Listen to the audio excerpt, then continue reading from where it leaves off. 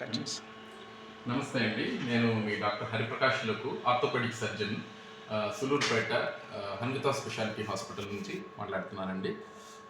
మన హాస్పిటల్ స్థాపించి 2 సంవత్సరాలు పూర్తయిన సందర్భంగా ఈ వినాయక చవితి సందర్భంగా మీతో మాట్లాడాలనుకున్నాను. మన హాస్పిటల్ నందు ఇప్పుడు అన్ని రకాల ట్రామా కేసెస్, అన్ని రకాల ఆపరేషన్స్ అన్నీ చేస్తున్నాము ఇప్పుడు. Operation theatre, full fledged operation theatre with equipment, మనకు అంతా ఐసీయూ అన్నీ రెడీగా ఉన్నాయి. సో దూర ప్రాంతాలకు వెళ్ళాల్సిన అవసరం లేకుండా మనకు ఫ్రాక్చర్ కేసులు, యాక్సిడెంట్ కేసులు అన్నింటినీ మనం ఇక్కడే కంప్లీట్ ట్రీట్మెంట్ ఇవ్వడానికి సంసిద్ధంగా ఉన్నాము. సులూరుపేట ప్రజలందరికీ ఈ వినాయక చవితి సందర్భంగా మా హన్వితా స్పెషాలిటీ హాస్పిటల్ డాక్టర్స్, స్టాఫ్ తరఫున హృదయపూర్వక శుభాకాంక్షలు. సార్, మోకాళ్ళ నొప్పులు ఎందుకు వస్తాయి సార్? అసలు చాలామంది మోకాళ్ళ నొప్పులు అంటారు కదా. ఈ మోకాళ్ళ నొప్పులకి రకరకాల కారణాలు ఉంటాయి వయసును బట్టి. వయసుతో మొదటి కారణం ఏంటంటే ఎక్కువగా వయసుతో వచ్చే మోకాళ్ళ నొప్పులు, వయసు ఎక్కువ అవ్వడం వల్ల. ఎప్పుడంటే ఇప్పుడు పాతకాలంలో లాగా ఆహారంలో క్వాలిటీ అనేది తగ్గిపోయింది. సో నంబర్ ఆఫ్ పెస్టిసైడ్స్ వాడడం వల్ల, సో మనం తీసుకునే ఆహారం, అందుకే మనం ఎలా అంటే ఇప్పుడు పాతకాలంలో తిన్న ఆహారం అండి, అందుకే మేము 80 ఏళ్ళ వరకు గట్టిగా ఉన్నామండి అని మనకు వచ్చిన పేషెంట్స్ చెప్తుంటారు. సో ఆ కాలంలో వాళ్ళు ఈ రాగులు అనుకోండి, జొన్నలు అనుకోండి, ఇవన్నీ ఆర్గానిక్గా ఎక్కువ పెస్టిసైడ్స్ లేకుండా మంచి ఫెర్టిలైజర్స్తో, న్యాచురల్ ఫెర్టిలైజర్స్తో పండించేవారు. సో అందుకని వాళ్ళు ఏంటంటే ఎన్ని సంవత్సరాలైనా వాళ్ళ ఎముకలు కానీ కండరాలు కానీ బాగా గట్టిగా ఉండేవి, ఆరోగ్యంగా ఉండేవాళ్ళు.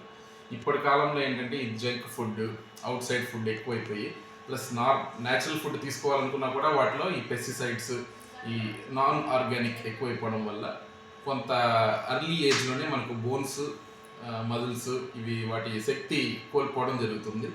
సో అందుకని తొందరగా కొంచెం కష్టపడి పనిచేసే వాళ్ళకి, especially farmers, manual labourer, construction workers, ఇంకా ఏదన్నా వీళ్ళందరికీ ఏంటంటే త్వరగా కీళ్ళు అరిగిపోవడం, స్పోర్ట్స్ పర్సన్స్ కూడా త్వరగా కీళ్ళు అరిగిపోవడం ఇలా జరుగుతున్నాయి.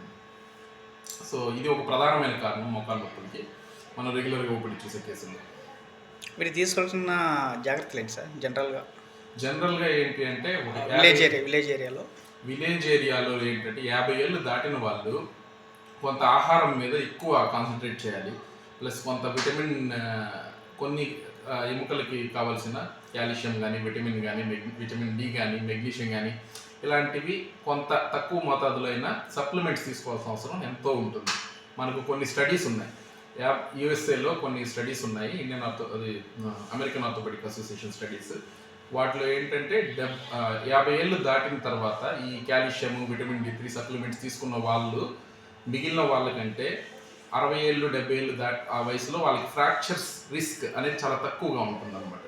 సో వాళ్ళకి ఒక ఫ్రాక్చర్ అవ్వడం వల్ల వాళ్ళ లైఫే మారిపోతుంది. 6 మంత్స్ బెడ్లో ఉండాల్సి ఉంటుంది.